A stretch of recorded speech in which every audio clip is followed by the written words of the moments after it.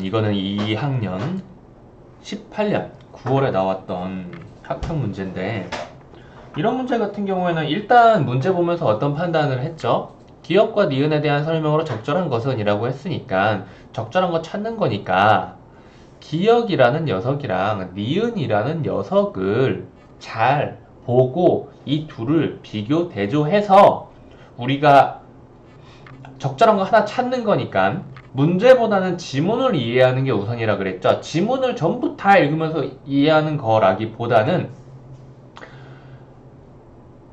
이 둘의 결정적인 뭐 공통점이라든지 차이점이라든지 이런 것을 일단 이해를 해 주시면 정답을 빨리 찾을 가능성이 높고요. 왜냐면 그게 정답의 근거가 될 수 있는 가능성이 제일 높으니까요. 그게 아니라 이제 조금 더럽게 낸다고 치면은 나머지 선지에서 얘기하는 좀 세세한 내용, 좀 잡스러운 내용들을 정답 근거로 쓰기도 하고요. 그래서 일단은 문제들을 풀려면은 읽긴 읽어야 되잖아. 이거는 그냥 선택이에요.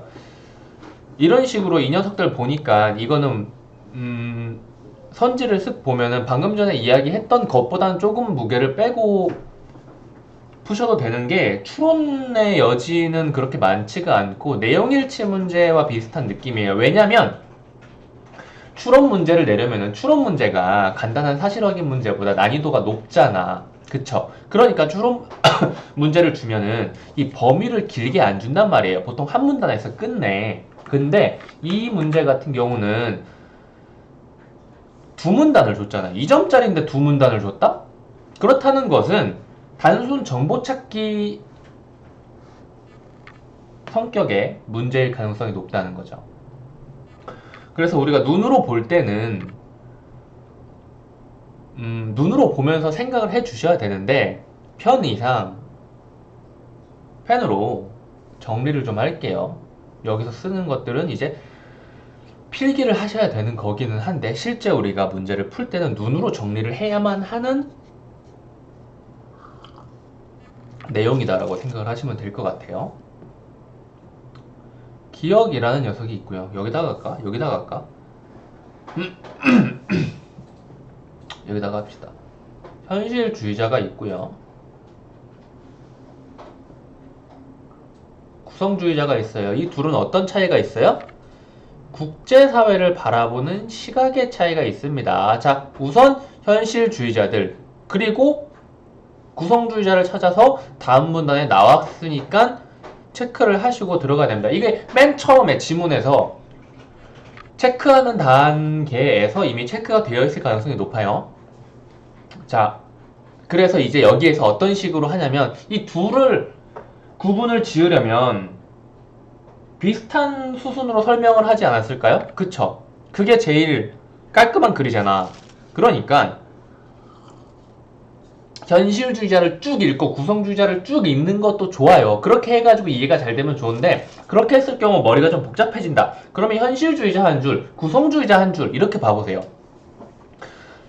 현실주의자들은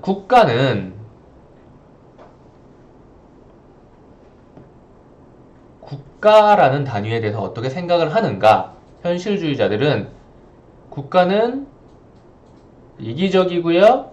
그 다음에 유일한 행위 주체라고 했습니다. 구성주의자로 가볼게요.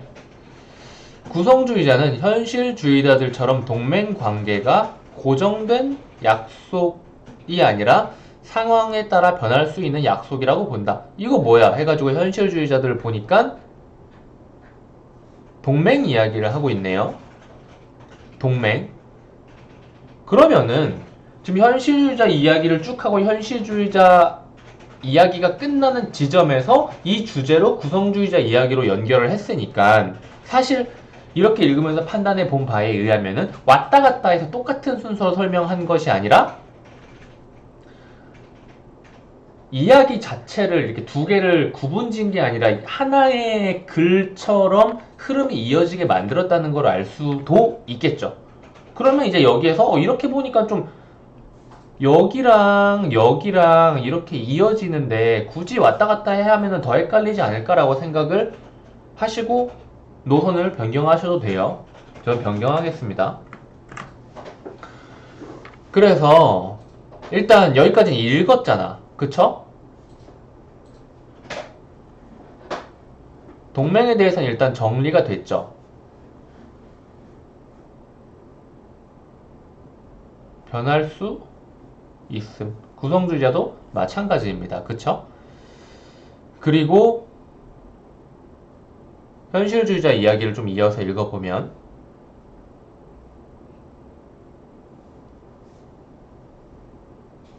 국제사회는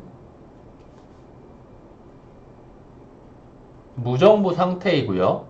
그래서 개별 국가의 뭐 전략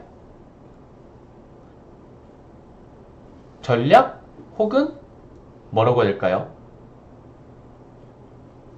방향이라고 해야 되나? 이런 것은 무엇을 집중으로? 힘, 스스로를 지켜야 되고, 그래서 세력적으로 균형을 이루려고 한다. 어쨌든 힘, 균형, 이런 것들을 위해 동맹이 이루어진다. 그리고 이 동맹은 변할 수 있다라는 이야기를 하는 거죠. 그리고 그러니까 이 동맹라는 현실주의자 읽으면서 정리를 했을 땐 이 맨 마지막 칸에 나오긴 해야 되는 거예요. 아무튼 구성주의자 역시 동맹은 변할 수 있다라고 보는데 이제 구성주의자는 무정부적인 국제사회도 무정부라고 생각을 하는데 지금 정리했던 게 그대로 나오고 있어요. 힘의 분배, 균형 등의 요소로 분석할 수가 없습니다. 국제사회에서의 각 국가들의 방향성은 관계에 주목해야 한대요. 지금 차이가 나왔네요. 확인을 해볼게요.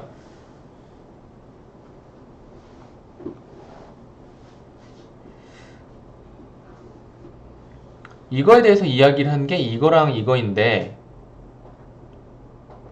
그쵸? 힘 그리고 관계죠. 이게 상호 인식 관계가 맞는지는 다시 한번 확인을 해볼게요. 상호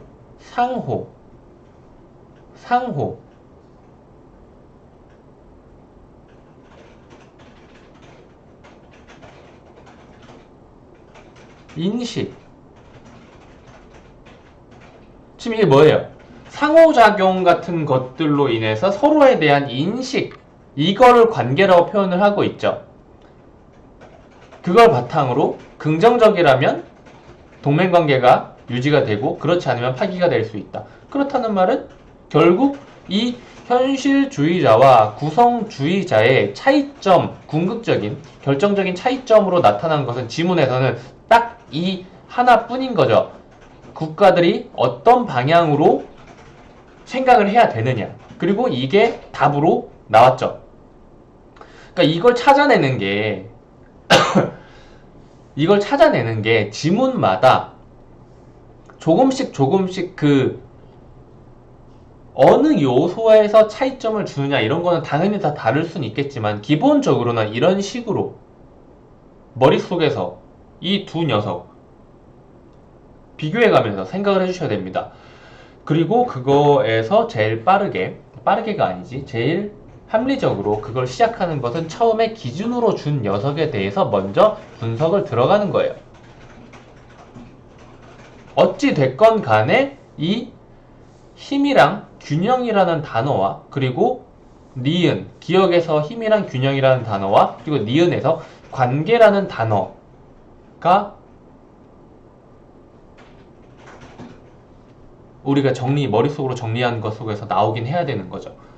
근데 결국 정답의 근거를 찾으면은 결국은 이거 아닌가요? 라고 하면서 구성주의자들은 무정부적인 국제사회를 힘의 분배와 균형 등의 요소로 분석할 수 없다고 비판하며 관계에 주목한다. 그리고 구성주의자들 역시 현실주의자들처럼 동맹관계가 고정된 약속이 아니라 상황에 따라 그쵸 그쵸.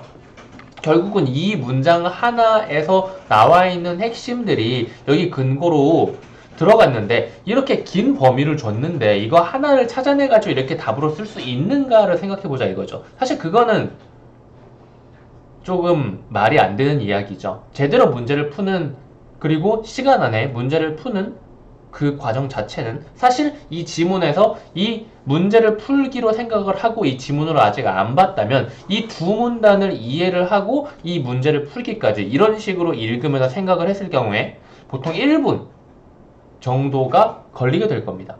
그러면은 뭐 만족할 만한 결과겠죠? 여기까지 할게요.